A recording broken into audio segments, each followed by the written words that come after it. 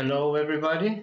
This is Football Unplanned, and this is our video debut because we are now starting our World Cup session. And with me is Srđan Barčanin, and yeah, we are trying to take this now much more seriously. We will be taking you through the group stages first before the World Cup starts, and once the World Cup starts, we will be focusing on the daily matches and the analysis and predictions for the future of the stages. That's right. And my name is Patryk Kipigroch, and also welcome everyone. I really hope that you will like our new idea. New format also.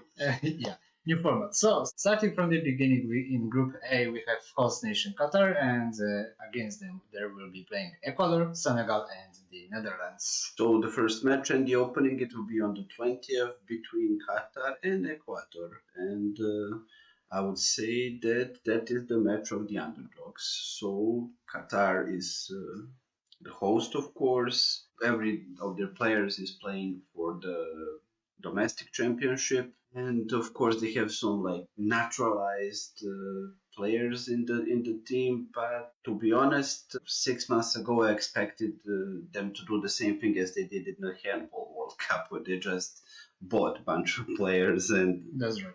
yeah.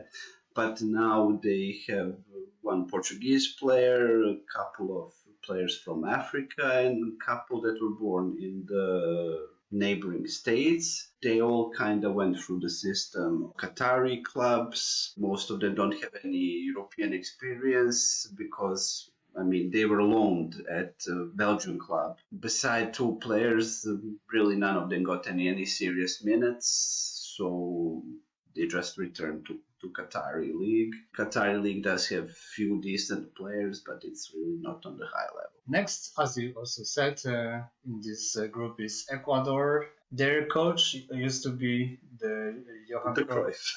But not the Cruyff. Not that Cruyff, but like his son, of course. But he resigned after the coronavirus happening in 2020 and 2021. So we still don't know how good of a coach he is, but now we know how good of a coach is the current coach of Ecuador, which managed to get them to the World Cup somehow. Yeah, but they managed to go to this World Cup from the very last match versus Peru, also with the help of a VAR. So yeah, that's South American football sometimes, but yeah, it is what it is. Yeah, but in my opinion, better days were in 2006, when they were playing also against Poland and Costa Rica and Germany, and they lost only against Germany in that group. In the rest of the World Cups in 2010 and 2014, they didn't manage to go out of the group stage, and our prediction is that this will stay. Probably remain the same because they still have the majority of the players in the MLS or in the other South American leagues. They have the Brighton trio, and they have Eder Valencia, who has Prem League experience. He played for West Ham and for Everton, not with much success though. But this season he is on fire in the Turkish league, so he has 13 goals in 12 matches so far before this World Cup break, and it is like by far the best season that he's having. In general, in World Cup, South American teams have a tendency to overperform sometimes, and they will be kind of dangerous to Senegal. But still, I would rate Senegal higher than them, especially because Sadio Mane will be eligible to play because his injury is not that serious. That's right. And also let's remember that Senegal didn't went out of the group in last World Cup in Russia because they had one yellow card more than Japan. Japan. Yeah, exactly. And I think they won't have that much bad luck this time in Group A. So yeah. They are maybe on the verge of a second golden generation because their first golden generation was in 2002, South Korea and Japan. where they started the World Cup with a shock defeat of France. And after that World Cup, a lot of their players came into really big clubs, and unfortunately, majority of them didn't follow up on the expectations. And that's why I always say never buy players on a World Cup hype. It rarely ends well, and they are getting overpriced. Yeah, even after like Euros hype. Yeah, all of the big tournaments. But on contrary to that experience from that World Cup, now their leading players are actually already having a lot of experience in the top tier clubs. So Sadio Mane was a star for Liverpool for years. Now he transferred to Bayern München and he's playing fantastic. Kalidou Koulibaly was a star player for Napoli, their best central defender, and he switched to Premier League with Chelsea, and he's also doing pretty good. Mendy had a really great season last year for Chelsea. This year, he's kind of shuffling in and out of the team with Kepa, but I would say that he's still a top tier goalkeeper, and they have a lot of players with experience in big clubs, and almost all of their players are playing in the big leagues. So maybe even we can predict that they might be going from the first place because their first rival is gonna be Netherlands. But yeah, next they will be playing against Qatar and Ecuador. So if they're gonna prepare well for the very first match and maybe even one, like let's say like 1-0 in the 88th minute, let's say, because it's opening match and some stuff Nothing might is have. impossible. Nothing is impossible. And let's not forget that none of the teams had much time to prepare for this World Cup. Ecuador doesn't even have a finished squad announced.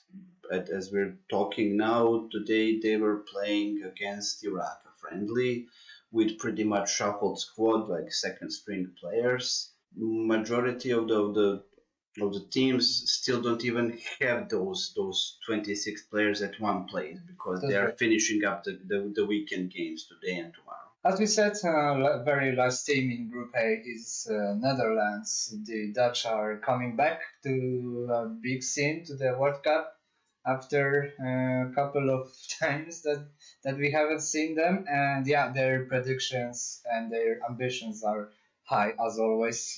They are hyped and they went to a very nice group, like from their perspective. They are playing a really good football, modern football, with a lot of young players coming up, but still a lot of experienced players. They have one of the best center backs in the world, Van Dijk, and also they have De Ligt, they have De Vrij, so their defense is pretty much set. The goalkeeper place is a bit questionable because they have experienced goalkeepers, but with not much international experience with in Euros or in World Cups. They will be, I think, expecting much from younger players who are debuting, like Xavi Simons is kind of having a breakout season at PSV after struggling a lot with big expectations in former clubs. What was weird for me is for Netherlands that they didn't invite Ryan Gravenberch to the World Cup. He was great in Ajax last year. Okay, he's not getting